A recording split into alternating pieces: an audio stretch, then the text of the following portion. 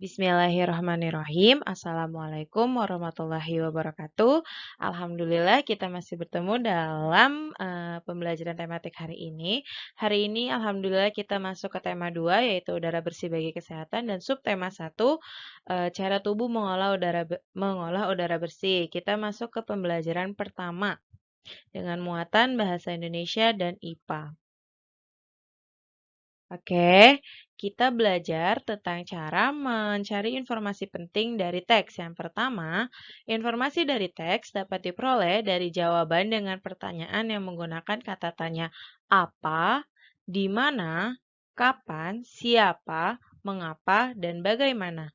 Lalu, kalian juga bisa mendapatkan informasi penting dari teks dengan melakukan pengelompokan pada setiap pertanyaan dengan membuat peta pikiran. Nah, peta pikiran biasa disebut dengan mind map.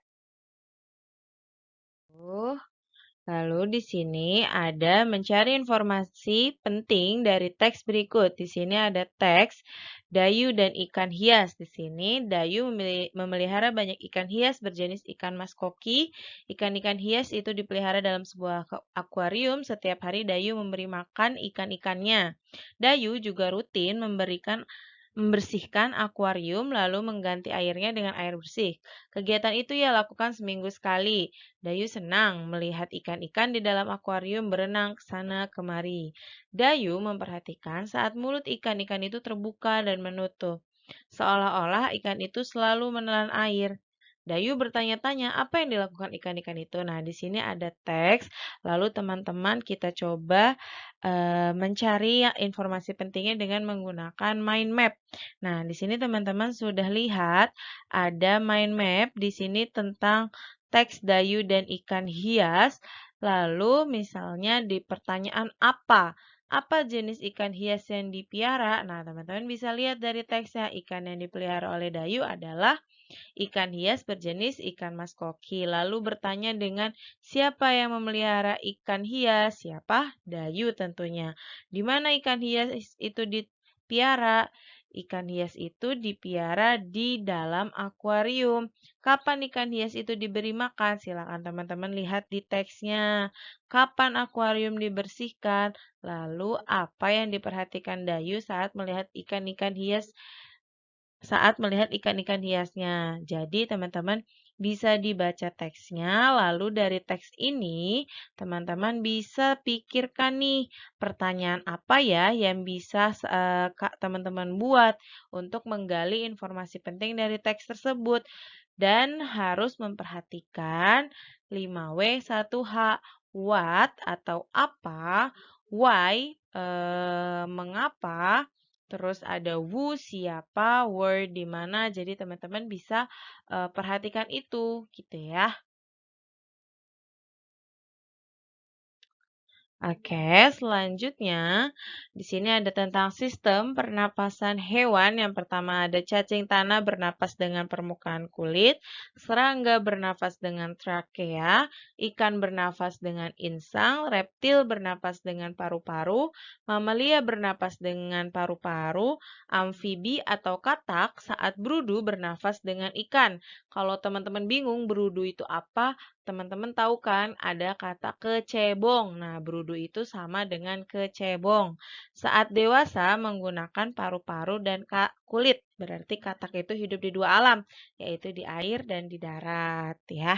Nah, pada saat berudu dia hidupnya di air. Lalu yang selanjutnya ada burung bernafas dengan paru-paru dibantu oleh pundi-pundi udara. Sistem pernapasan cacing tanah.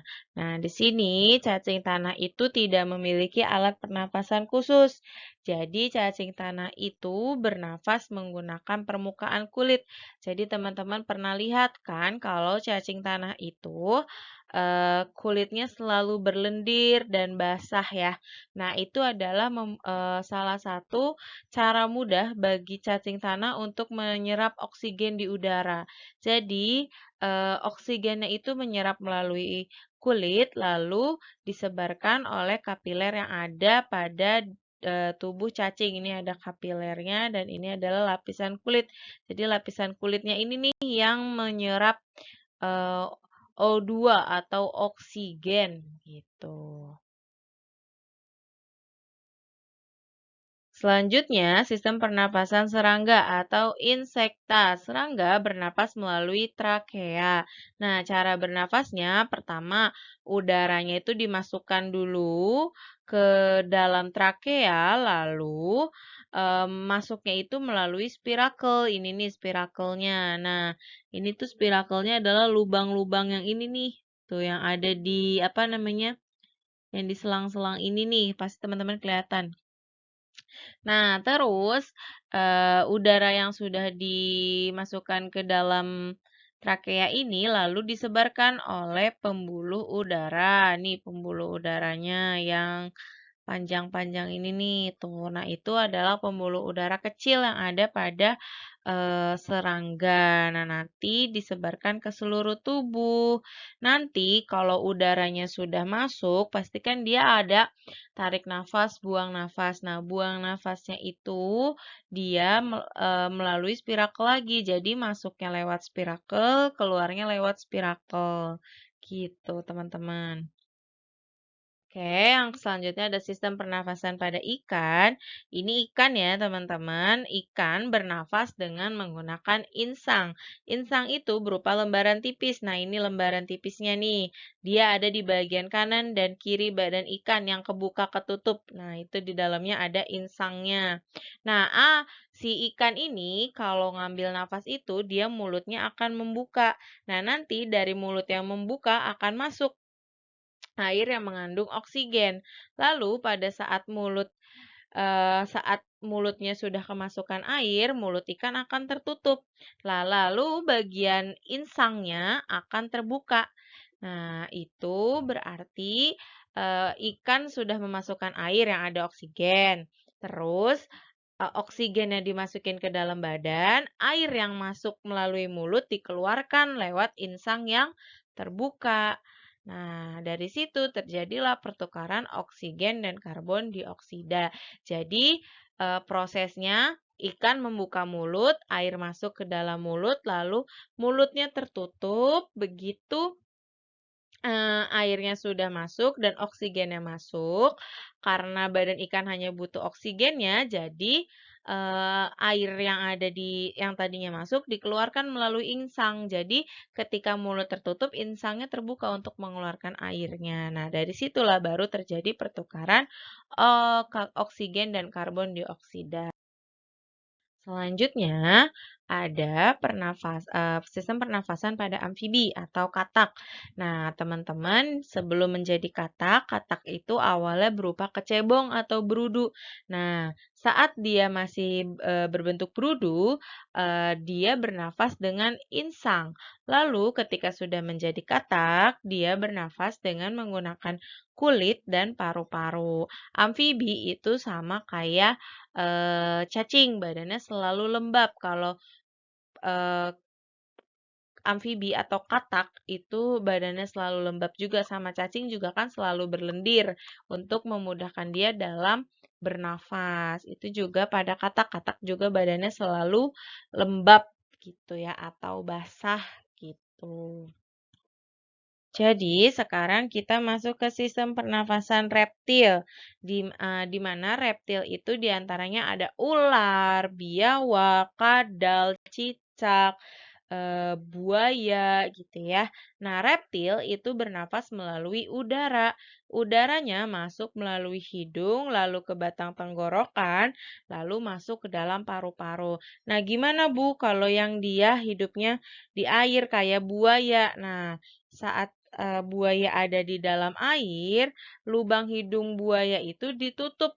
Jadi dia memiliki katup otomatis di hidungnya, bisa menutup dan membuka secara otomatis. Jadi saat berenang nanti lubang hidungnya akan tertutup. Lalu tidak akan ada air yang masuk ke dalam hidungnya. Tapi ketika dia sudah tidak di air atau di darat, dia akan menghirup udara gitu, menghirup udara untuk membantunya bernafas menggunakan paru-paru. Oke, sekarang pernafasan burung atau aves, di mana burung bernafas dengan menggunakan paru-paru. Pernapasan burung itu dibantu oleh pundi-pundi udara. Nah, pundi-pundi udara ini mampu menyimpan udara. Saat terbang, burung tidak bernafas melalui hidung, melainkan menggunakan udara yang tersimpan di pundi-pundi udara. Jadi pada saat burung diam, burung itu menyimpan udara di dalam kantong udaranya. Lalu pada saat terbang, pundi-pundi udaranya ini mengeluarkan, udara yang sudah tadi disimpan nih di dalam kantong udara. Jadi pada saat terbang burung itu tidak menghirup udara, tapi dia mengeluarkan udara yang dia simpan di dalam, kantong udaranya. Oke, yang terakhir itu mamalia, di mana mamalia itu ada mamalia darat dan mamalia laut atau mamalia air. Nah, kalau mamalia darat, afwan, maksudnya semua mamalia itu bernafas dengan menggunakan paru-paru, di mana oksigen masuk melalui lubang hidung ke tenggorokan lalu ke paru-paru. Untuk mamalia yang hidup di air bernafas dengan memunculkan diri ke atas permukaan seperti lumba-lumba dan ikan hiu. Nah, mereka akan memunculkan diri ke permukaan untuk mengambil oksigen atau mengambil udara.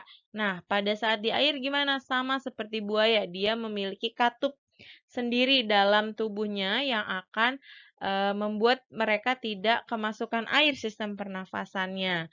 Nah, untuk yang di darat, mamalia itu contohnya ada kuda, ada sapi, ada kambing, ada kerbau gitu ya. Ada kucing, itu termasuk dengan mamalia. Oke, Ibu akhiri pertemuan hari ini. Semoga ilmunya bermanfaat. Sampai bertemu esok hari. Wassalamualaikum warahmatullahi wabarakatuh.